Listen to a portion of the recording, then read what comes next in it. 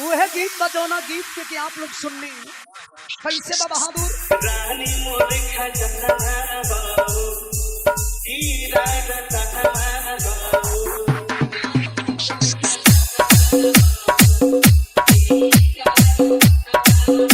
रानी मोर खजना बाबू हीरा रतना बाबू सच को हतानी हमर सच को हतानी हमर दिल के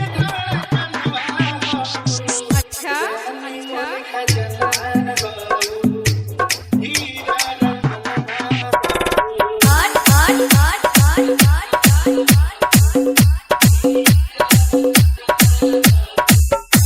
डीजे सुनील पासवान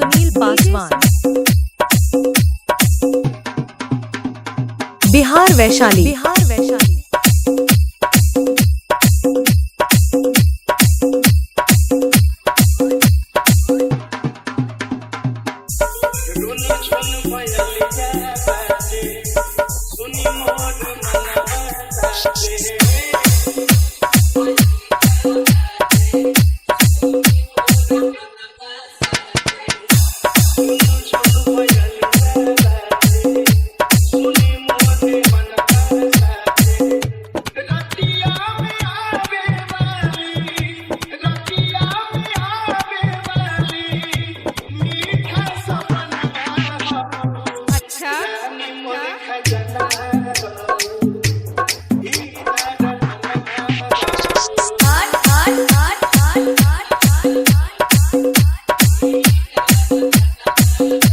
डीजे सुनील पासवान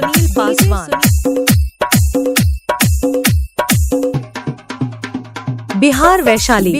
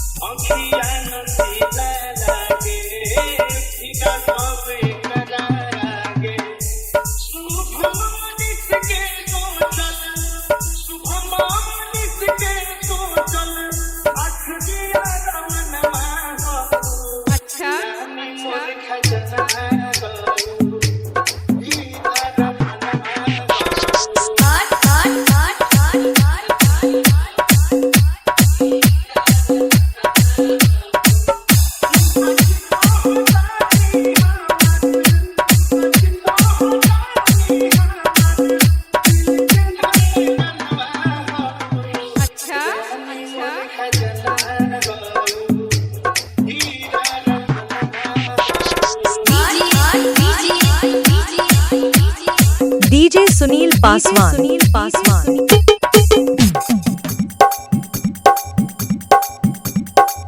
लेकिन विधा में फिर बड़ी बेजोड़ करने लग गई पारंपरिक गीत में तो भाव दुल्हन हो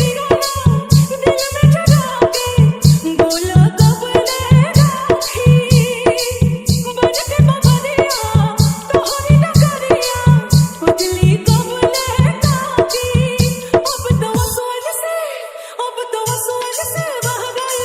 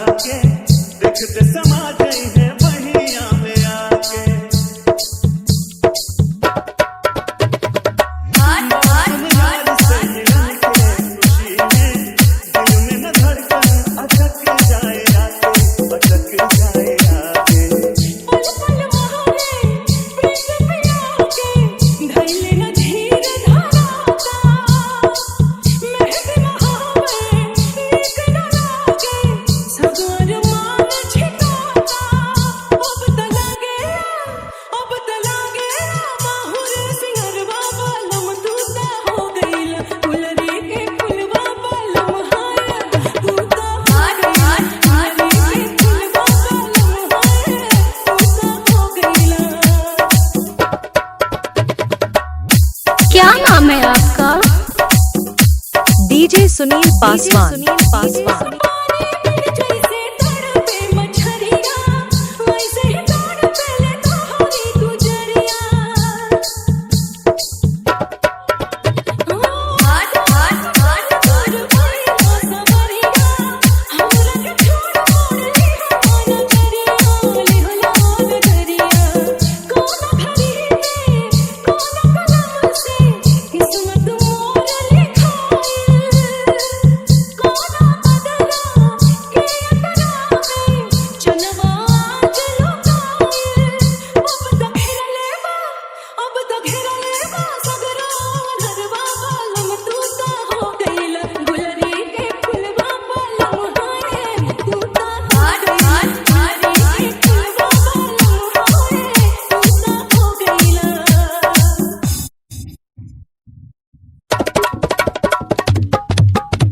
आशिकाना मिजाज के साथी आशिकाना कव्वाली का आनंद लेंगे।